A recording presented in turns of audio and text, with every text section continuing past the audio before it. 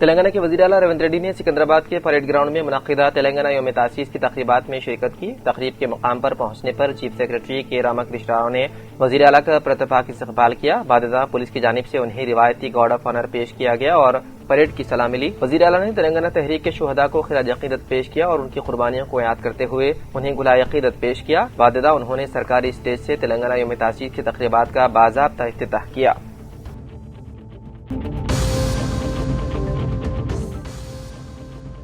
ہندوستان کے chief justice سوریہ کانت نے منگل کے روز سپریم کورٹ کے 5 نئے ججوں کو عہدے کا حلف دلایا۔ آج جسٹس شیل ناگو، جسٹس سری چندر شیکھر، جسٹس سنجیو سچدیوا، جسٹس ارون پلی اور سینئر وکیل وی موہنا نے سپریم کورٹ کالیجیم کی سفارش پر مرکزی حکومت کی منظوری کے بعد سپریم کورٹ کے جج کی حیثیت سے حلف لیا۔ اس کے ساتھ ہی سپریم کورٹ میں ججوں کی تعداد بڑھ کر 37 ہو گئی ہے۔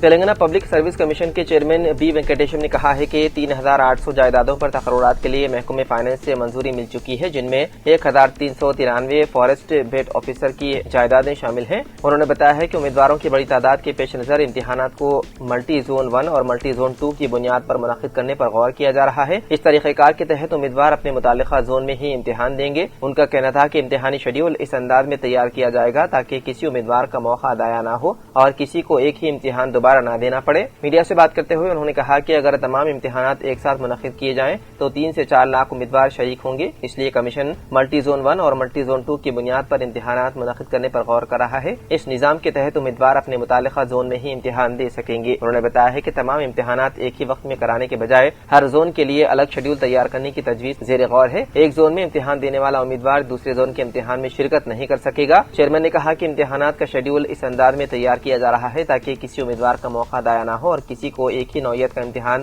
دوبارہ نہ دینا پڑے۔ اس سے امیدواروں کو سہولت ملے گی اور امتحانی عمل بھی زیادہ منظم انداز میں مکمل کیا جا سکے گا۔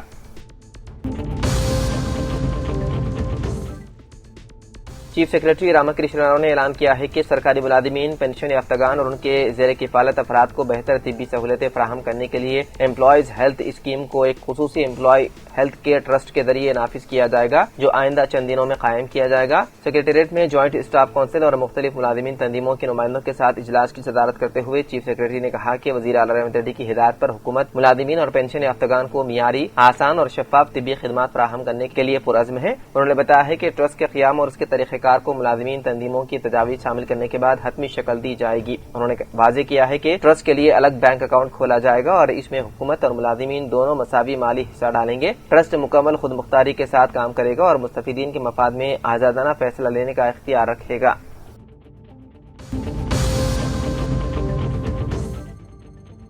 حیدرآباد سے تعلق رکھنے والے ائمہ اور مؤذنین کو بہتر طبی خدمات کی فراہمی کے لیے ویسٹرن ہاسپٹلز کرشنا نے روزنامہ سیاست کے اشتراک سے اخذہ صحت کارڈ متعارف کیا ہے۔ غریب اور متوسط طبقات سے تعلق رکھنے والے ائمہ اور مؤذنین کی صحت کی نگہداشت اور انہیں برائے نام شرحوں پر علاج کی سہولتیں فراہم کرنے کے مقصد سے ویسٹرن ہاسپٹلز کرشنا نے یہ منفرد پیشکش کی ہے۔ ہیلتھ کارڈ کے حامل ائمہ اور مؤذنین کو مکمل احترام اور توجہ کے ساتھ معیاری طبی خدمات فراہم کی جائیں گی۔ اسکیم کے تحت استفادہ کنندگان ویسٹرن ہاسپٹلز کرشنا میں فری ہاسپٹل ایڈمیشن کی سہولت سے استفادہ کر سکتے ہیں۔ اس کے علاوہ ایڈمیشن چارجز، روم چارجز اور ان پیشنٹ کیئر چارجز مکمل طور پر معاف رہیں گے۔ مذکورہ سہولتوں کی مفت فراہمی کی صورت میں مڈل اور لوور مڈل انکم گروپ سے تعلق رکھنے والے ائمہ اور مؤذنین کو بڑی حد تک مالی بچت ہو پائے گی۔